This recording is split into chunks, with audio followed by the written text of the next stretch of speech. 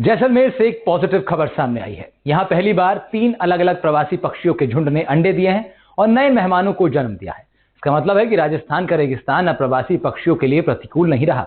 यहां अब सैकड़ों छोटे छोटे पक्षियों की आवाज सुनाई देगी। जलवायु परिवर्तन की वजह से रेगिस्तान के मौसम में बदलाव आया है, जिसके कारण पक्षियों को यहाँ अनुकूल माहौल मिल रहा है। जैसलमेर में साल भर में बहुत से प्रवासी पक्षी घूमने आते हैं, लेकिन पहली बार पक्षियों ने यहाँ ब्रीडिंग की है। दरअसल कैटल इग्रेट, लिटिल कॉमरेट और ब्लैक क्राउन नाइट हेरोन, जो अलग अलग बुगलों की प्रजातियां हैं, इन्हीं पक्षियों ने यहाँ ब्रीडिंग की है। ये पक्षी प्रेमियों के लिए काफी खुशी की बात है। एनडीटीवी राजस्थान की टीम ने इस बारे में राजकीय एसडीके महाविद्यालय के प्रोफेसर डॉक्टर श्याम सुंदर मीणा से बात की। प्रोफेसर मीणा काफी लंबे समय से जैव विविधता पर शोध करते रहे हैं। देखिए हमारी ये खास बातचीत। जैसलमेर में पर्यावरण का खजाना है और कई शोधकर्ता यहाँ पहुंचते हैं। इसी बीच जो जैसलमेर के प्रोफेसर मीणा है, उन्होंने कुछ ऐसा अद्भुत खोज निकाला है जो कि सामान्यतः पश्चिमी राजस्थान में नहीं देखने को मिलता। पहले मैं आपको तस्वीरें दिखाना चाहता हूँ कि किस तरह जो है कैटल इग्रेट, लिटिल कॉर्मोरेंट और नाइट हेरोन जो पक्षी है वो अब जैसलमेर में दिखने ही नहीं, साथ ही साथ ब्रीडिंग करने लगे, जो कि सामान्यतः यहाँ केवल और केवल जो है वो आते थे, कुछ महीनों रहते थे और वापस चले जाते थे। लेकिन जलवायु परिवर्तन के कारण जिस तरह अब एटमॉस्फेयर बदला है, यहाँ का नेचर जो है उनके अनुकूल हुआ है, तो अब वो यहाँ पर ब्रीडिंग भी कर रहे हैं। इसमें जो है ना, सामान्य भाषा में बगुला भी कहा जाता है। ये 3 प्रकार के अलग अलग पक्षी जो है वो खोजे गए हैं और इसका एक विशेष पेपर जो है वो भी पब्लिश हुआ है, जिसके बाद हम डॉक्टर जो मीणा जी है उनके पास पहुंचे। डॉक्टर साहब, किस तरह जो है प्लानिंग की गई थी यहाँ के नेचर को लेकर? आप जब से ढूंढना शुरू कर रहे हैं, कितना समय लगा इस रिसर्च को करने में? एक्चुअली मैं पिछले 12-13 साल से गढ़ीसर की जैव विविधता पर काम कर रहा हूँ, लेकिन इस बार जब प्री मानसून सीजन बारिश हुई तो देखने को मिला कि बहुत सारे कैटल इग्रेट्स जो बगुले होते हैं वो पशुओं के साथ घूमते हैं खाना खाने के लिए, वो उनकी संख्या बहुत ज़्यादा थी, कई गुना ज़्यादा थी। उसके साथ वो सेक्सुअल डायमॉर्फिज्म शो कर रहे थे, मतलब मेल और फीमेल जो थी उनमें प्लूमेज आ रहे थे, जो कि ब्रीडिंग सीजन में आते हैं। इससे पहले कभी भी ब्रीडिंग यहाँ पर रिपोर्टेड नहीं है, मैंने नहीं देखी या मेरे जो पेपर में नहीं है। लगातार इनका जब सर्वे करता रहा, जैसे ही गढ़ीसर का जो कैचमेंट का एरिया का पानी है वो जैसे ही कम हुआ, तो मैं विष्णु माता के मंदिर की तरफ यहाँ मैं आया, तो यहाँ आने पर मुझे बहुत सारे पक्षियों की चहचहाट सुनाई दी।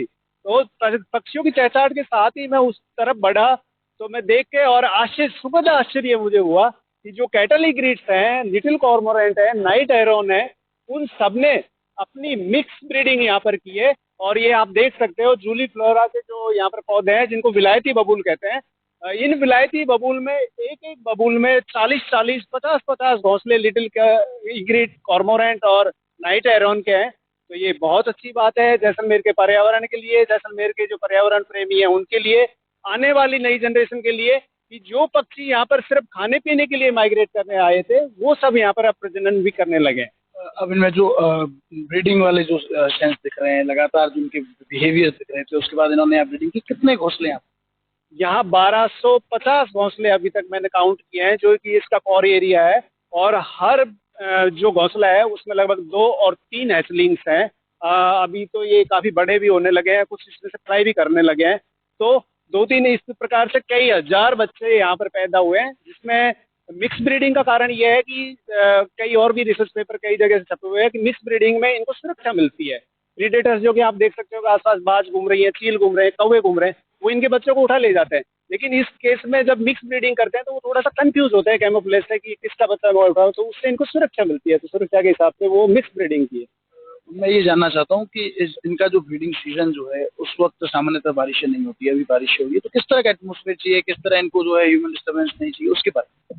एक्चुअली मानसून सीजन में जब कीड़े मकोड़ों की संख्या बहुत ज़्यादा हो जाती है और उस कीड़े मकोड़ों को खाने के लिए ये लोग यहाँ आते हैं। कीड़े मकोड़े से जो प्रोटीन इनको मिलती है, उस प्रोटीन के बिहाफ पे ये एग लेइंग प्लस साइज का मतलब एक घोंसले में कितने अंडे होंगे, वो साइज भी ये डाइट पे डिपेंड करती है। तो यहाँ पर इन्होंने 3 से 4 बच्चे दिए हैं, इसका मतलब यहाँ बहुत ज़्यादा डाइटरी थी। तो अपन देख सकते हैं प्री मानसून सीजन में यहाँ अच्छी बारिश हुई।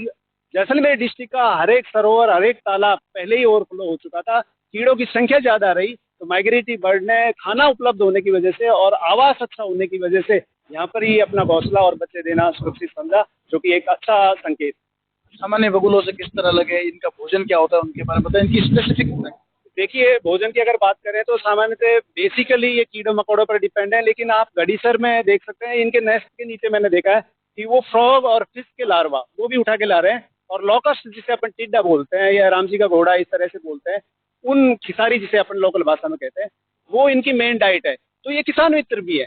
एक दिन में ये 50 से 60 खिसारी अपने बच्चों को खिला देती है। तो एक जो पेयर है, 3 बच्चे अगर है वो है तो 450-500 कीड़े आपके जो किसान के फसल को नुकसान करती है वो अपने बच्चों को खिला देगी। तो इकोलॉजिकल बैलेंस है, किसान को फायदा है। और जो एक्सक्रेट है, जो बीज इनकी से निकलती है, वो नाइट्रोजन रिच होती है और आसपास की वनस्पति होती है उसको वो पोषण प्रदान करती है। तो कहीं ना कहीं ये जो है पर्यावरण और साथ ही साथ किसानों के लिए जो वो मित्र के रूप में काम करते हैं।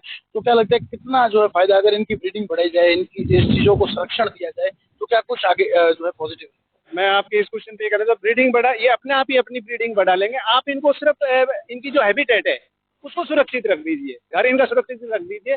टिड्डे अपने आप होते हैं इन दिनों में, तो डेफिनेटली जितनी ज्यादा संख्या होगी उतनी ज्यादा संख्या में वो कीड़े मकोड़े खाएंगे, उतना ही किसान को कम नुकसान होगा। तो डेफिनेटली ये किसान फार्मर के रूप में उभर के सामने आएंगे। जैसलमेर की पर्यावरण और जलवायु है, जो इकोलॉजिकल बैलेंस है, उसके लिए एक बहुत बड़ा फैक्टर होंगे। देखा जाता है कि जैव विविधता को अभी तक उतना संरक्षण नहीं मिल पाया है। क्या मांग करना चाहेंगे आप जिम्मेदारों से कि इन लोगों को संरक्षण? मेरा निवेदन सभी जो जिम्मेदार है, पॉलिसी मेकर है या प्रशासन है या वन विभाग है, उनसे यही है कि जैसलमेर की जो इंटैक्ट इकोलॉजी है उसको इंटैक्ट ही रखा जाए। उससे बहुत ज़्यादा छेड़छाड़, उसमें कुछ भी करने की ज़रूरत नहीं है। जो है उसको वैसे के वैसे रखो, समझो के वो अपने आप यहाँ पर इन लोगों को सर्व करती है, इन लोगों को कैटर करती है। और विदेशों से, अपने देश विदेश से बहुत सारे पक्षी यहाँ पर आते हैं सिर्फ इसलिए कि हमारे यहाँ की इकोलॉजी बहुत अच्छी है। जैसलमेर की जो इकोलॉजी है उसको संरक्षण की काफी आवश्यकता है। और जब इस तरह के शोध होना शुरू होते तो कई शोधकर्ता जो है अब जैसलमेर की ओर रुख कर रहे हैं। कहीं ना कहीं इको टूरिज्म जो है वो भी डेवलप हो रहा है। तो हम ये कह सकते हैं कि आने वाले समय में जो है यहाँ की जो जैव विविधता का खजाना है उसे जानने के लिए, समझने के लिए और उस पर शोध करने के लिए कई लोग यहाँ पहुंचने वाले हैं। और वाइल्ड लाइफ जो जैसलमेर का है वो काफी रिच है, लेकिन अब अगर जरूरत है तो केवल संरक्षण की। श्रीकांत व्यास, एनडीटीवी, राजस्थान, जैसलमेर। शुष्क माने जाने वाले रेगिस्तानी जैसलमेर इलाके में अब अपार जो है संभावनाएं हैं जैव विविधता को लेकर। और कई शोधकर्ताओं ने अपनी शोध में बताया कि यहाँ पर विभिन्न प्रकार के ऐसे पक्षी देखने को मिल रहे हैं जो सामान्यतः या तो पहले नहीं देखने को मिलते थे, और अगर देखने को मिलते थे तो माइग्रेट करते थे, फीडिंग करते थे और फिर चले जाते थे।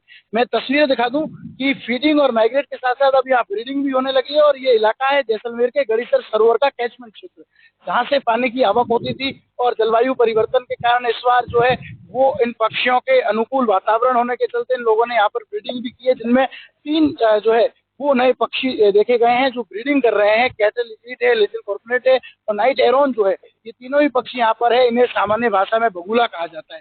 जो एसबी के गवर्नमेंट कॉलेज के प्रोफेसर है डॉक्टर श्याम मीणा जो है, उनसे हमने बातचीत की थी। उन्होंने जिस तरह हमें इसके बारे में बताया है, तो ये किसान मित्र भी है और जो इको साइकिल है उसे चलाने में भी अपनी महत्वपूर्ण भूमिका जो है वो अदा करते हैं। क्योंकि एक साइकिल जब सही चलती है तभी वो इकोसिस्टम मेंटेन रहता है। फूड साइकिल जो है उसको भी मेंटेन करते हैं।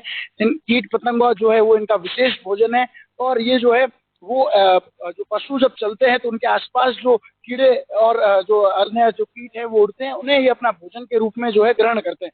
और सबसे बड़ी बात ये देखने को मिलती है कि किसानों को जो कीटों से जो खतरा है उन कीटों को ये अपने भोजन के रूप में जो है वो भोग करते हैं। और करीब 5000 से भी अधिक की तादाद में जैसलमेर में ये बर्ड्स देखने को मिले, क्योंकि 1250 घोंसले और एक अंदाजा है कि एक घोंसले पर करीब 3 जो है नए ऐसे पक्षी जो है जन्म ले रहे हैं। तो लगातार इस तरह से जो जन्म ले रहे पक्षियों की संख्या बढ़ी है। और अब जो दरकार है वो है इनके संरक्षण की, क्योंकि लगातार जो है जैसलमेर में इस तरह के पक्षी देखने को मिल रहे हैं। अगर जैव विविधता इकोसिस्टम को डेवलप करना है और साथ ही साथ जो इको टूरिज्म जो इन दिनों अब सुर्खियां बटोर रहा है, उस इको टूरिज्म को जैसलमेर में डेवलप करना है, तो उसके लिए इनके संरक्षण की आवश्यकता है। क्योंकि अगर ये संरक्षित नहीं होंगे तो फिर जो है वो स्थितियां पहले जैसी हो। तो हमारी खास पेशकश एनडीटीवी स्पेशल में आज फिलहाल इतना ही। एनडीटीवी राजस्थान पर खबरों का सिलसिला लगातार जारी है।